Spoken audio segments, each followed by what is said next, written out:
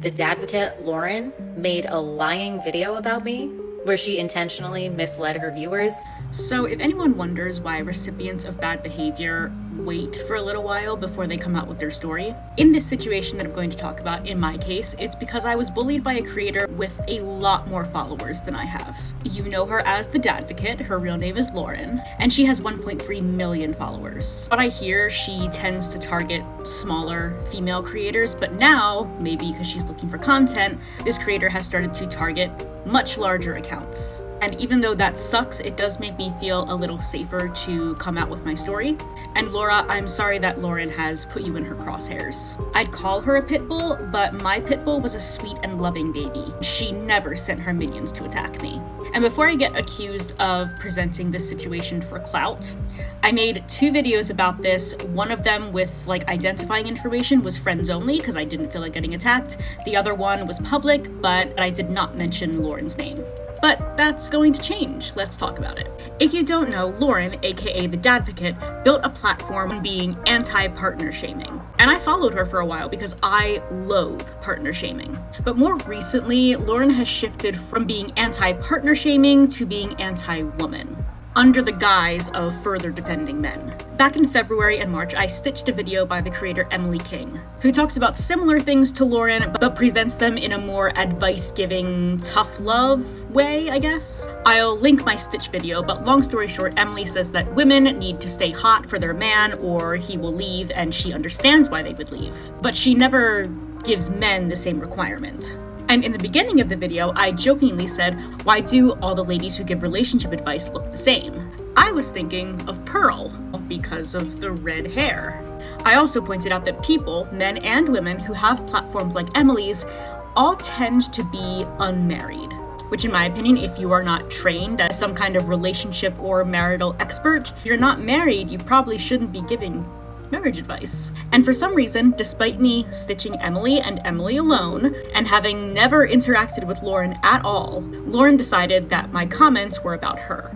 We'll get to what this is a screen cap of later, but here she is talking about her wedding ring that I never questioned whether or not she had, because the video was not about her. Because yes, Lauren is a white woman with reddish hair, but I was not thinking about her at all when I made that comment because I don't think of Lauren, period. It was just a vague, offhand comment that Lauren chose to take to heart. And as they say in the comment sections on this app, a hit dog will holler.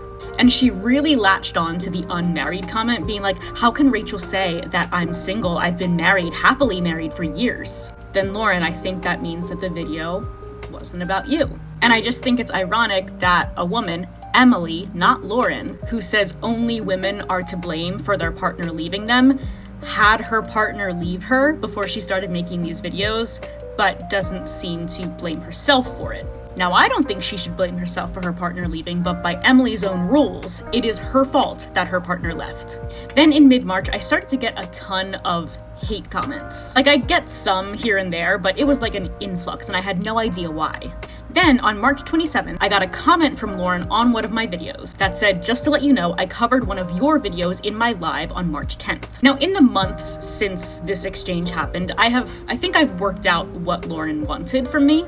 I think Lauren expected that I would Google myself, come across her video, and be really mad about it. Maybe I'd even make a hate video in response. But I don't Google myself, so I had no idea that the video existed, so Lauren didn't get any reaction out of me. So I think in order to get the response that she wanted, she told me that she put me in one of her videos. But instead of getting mad, I thanked her for letting me know and told her that I liked her content. And I wasn't trolling her and pretending not to care.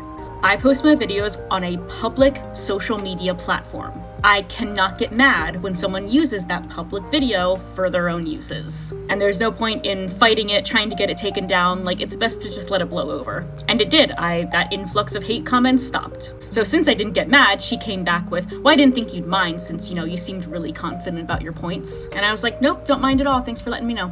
In any case, the live stream, which is where the screen cap is from, explains why I had that influx of hate comments. So thank you, Lauren. I love to know how ugly and fat I am. I still have not watched the live stream. I found it and used it to get that screen cap. That's it. Because I learned very quickly after my child-free story went public that you should just not read comments or listen to comments about yourself. However, my friend Cameron did watch it, and he told me that Lauren was not very nice about me and called me a harlot. Which brings me to my next point, Lauren's misogyny. It's one thing to make a video talking about what you disagree with or dislike in another creator's content. I do it, Laura does it, Lauren does it, but it's quite another to send your million-plus followers after other creators that you disagree with.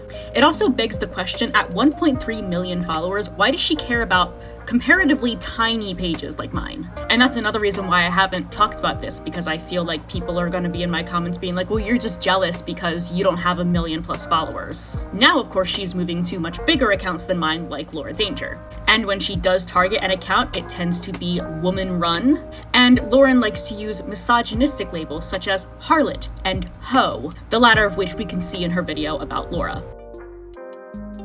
I believe this all comes down to Lauren being very reactive and wanting the same kind of response to hers, so it can be a ping-pong match of hate videos. It gets her content and it allows her to exercise her internalized misogyny. I just don't understand it. Like, creators like Laura and I are able to make videos about stuff we disagree with without calling people names, without being misogynistic, or using insulting language. And with her gigantic platform, Lauren shouldn't have to resort to that either.